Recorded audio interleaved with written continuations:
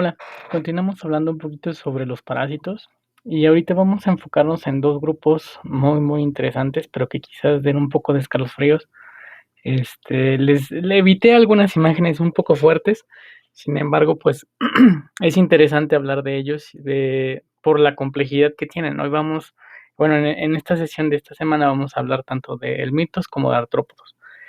Eh, es importante hablar que las enfermedades parasitarias, sobre todo hablando, por ejemplo, de protozoos y helmintos, tienen una característica muy particular, o más bien muy concreta, que son enfermedades que se van a generar sobre todo en personas de sectores muy desprotegidos, tanto económicamente como urbanamente, debido a que mucho del fenómeno de transmisión es a partir del fecalismo, o sea, del comer ya sea un alimento o agua que tenga residuos fecales.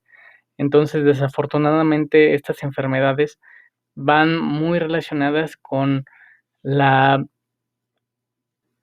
urbanización o con la protección tanto social como infraestructural que pueden tener ciertas personas.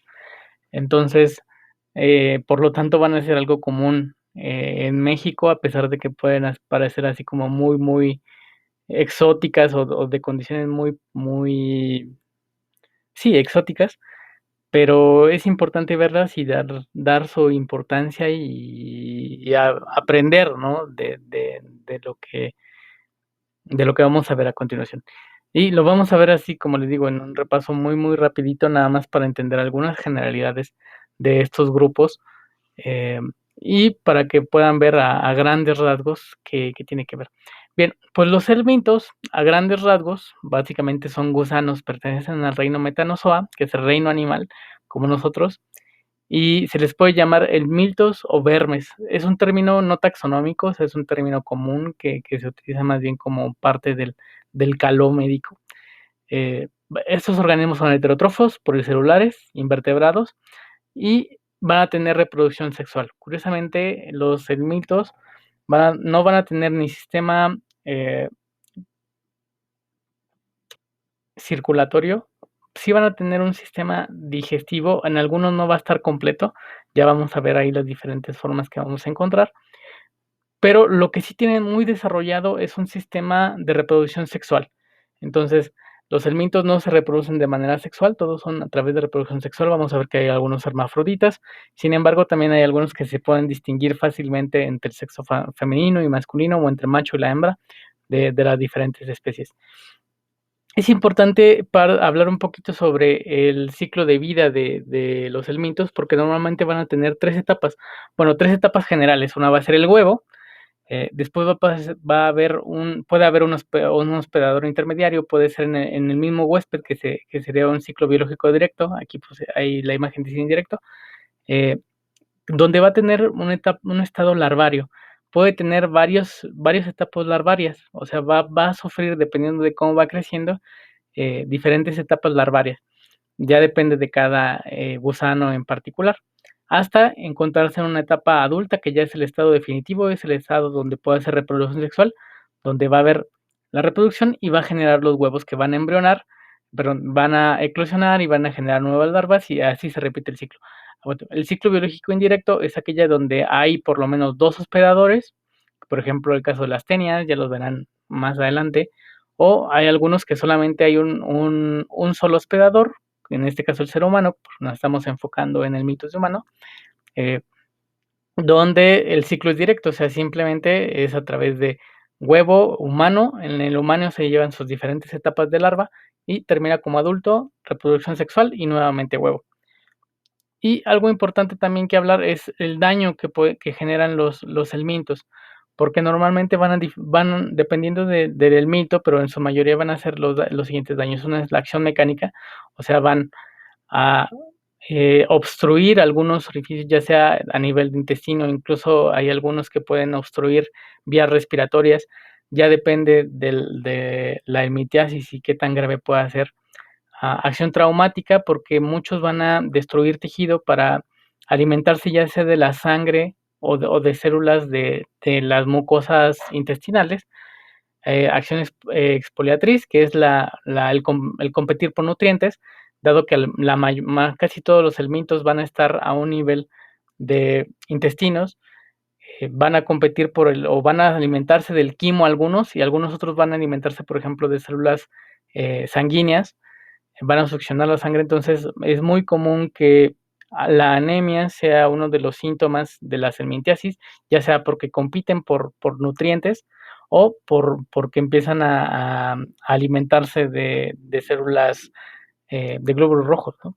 Y si no mal recuerdan, hay la acción tóxica o alérgica. Vamos a ver que los procesos de helmintiasis normalmente van a estar acompañados de procesos inflamatorios, debido precisamente a las células que atacan estos parásitos, que son los eosinófilos. Si no mal recuerdan, tienen muchos gránulos de diferentes compuestos que lo que van a hacer es generar una acción inflamatoria fuerte, y por lo tanto también es una de las pistas que van a dar este tipo de parásitos, que va a ser una concentración mayor de eosinófilos, una eosinofilia, que también es una pista importante para saber cuando esta persona o cuando una persona tiene una infección helmíntica. ¿Por qué es tan importante? Porque este tipo de pistas nos van a hacer ver que es una infección parasitaria y no otras enfermedades, porque la sintomatología de la mayoría de las enfermedades parasitarias es muy inespecífica. O sea, tiene que ver, hay muchos síntomas de diferentes enfermedades. Entonces sí es importante tener ciertos patrones para poder identificarla fácilmente. Obviamente es importante los análisis coprológicos y otro tipo de cosas que también nos van a dar una muy clara información de a qué nos estamos enfrentando. Bien, hablando de helmintos, básicamente vamos a clasificarlos en tres formas principales. Vamos a tener los nemátodos, los céstodos y los tremátodos. ¿Cuáles son las diferencias entre ellos? Básicamente son estas. Los nemátodos van a ser gusanos cilíndricos, ya los tamaños pueden variar de especie en especie. Los tremátodos son gusanos planos. Los tremátodos y los céstodos son gusanos planos. Nada más, la única diferencia entre unos y otros, bueno, más allá de las diferencias particulares de especie y especie, van a ser que los tremátodos son planos, alargados, y no se ven separaciones entre ellos. En cambio, los céstodos van a tener como pequeñas separaciones o pequeñas placas, que son las que van a formar el cuerpo del céstodo, ¿no?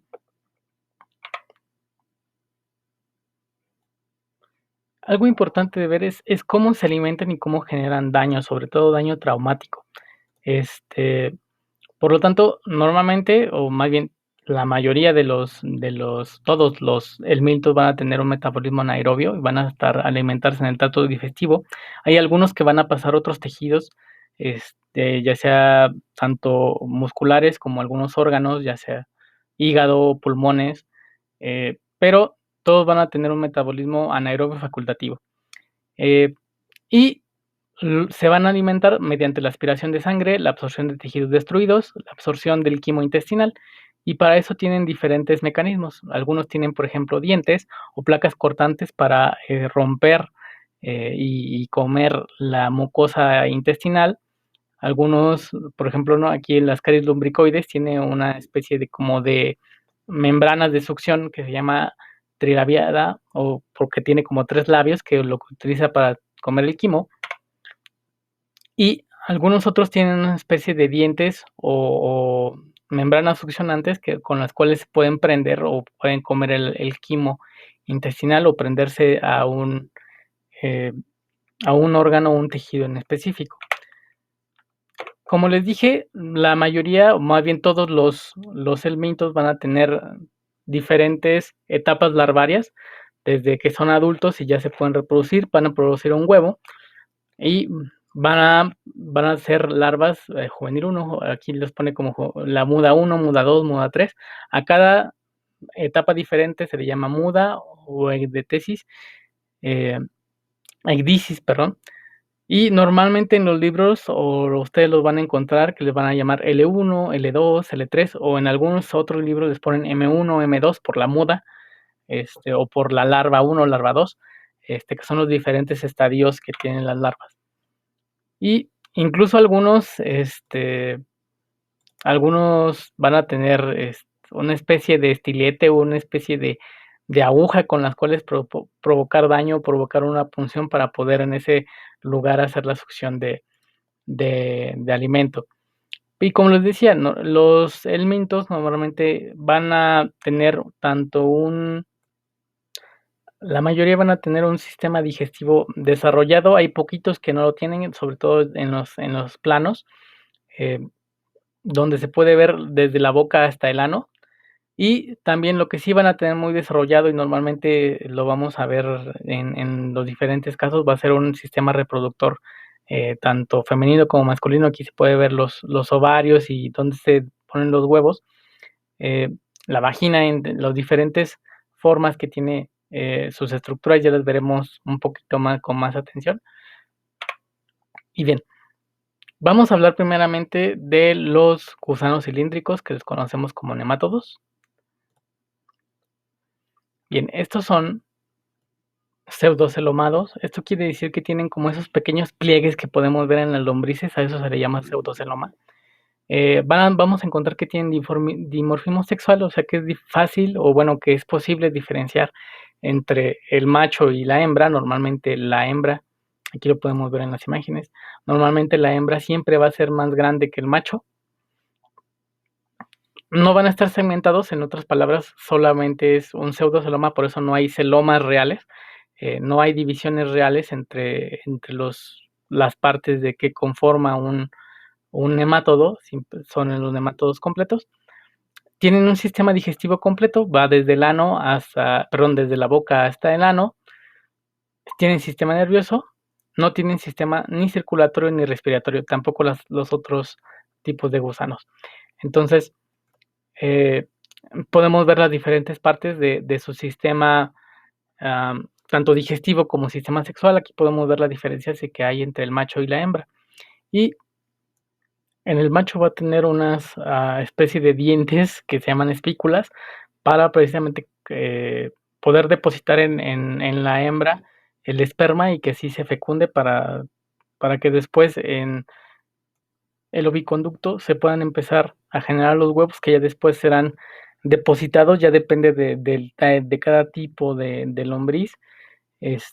Algunos lo van a depositar en el mismo intestino, algunos otros lo van a depositar en el ano, o son las dos partes donde normalmente lo depositan, para que eclosionen y ya se conviertan en nuevas lombrices.